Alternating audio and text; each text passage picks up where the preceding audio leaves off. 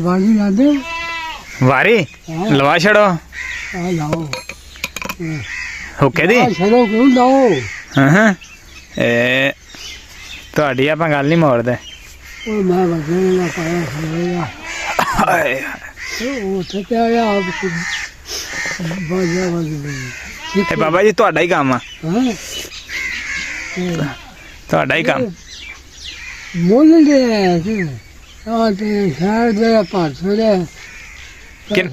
ਕਿੰਨੇ ਦਾ ਲਿਆ ਜੇ ਮੁੱਲ ਹਾਂ ਕਿੰਨੇ ਦਾ ਲਿਆ ਇਹ ਪੈਸੇ ਥੋੜੇ ਆਈ ਦੇ ਦੇ ਤੇ ਉਹ ਨਹੀਂ ਜੀ ਲੱਗੀਆਂ ਨੇ ਮੈਂ ਤਾਂ ਕਦੀ ਲਗਾ ਲੈ ਅਜੇ ਇਹ ਦੇਉਲਾ ਅੱਛਾ ਲਾ ਹੋ ਗਏ ਲੋ ਬਾਈ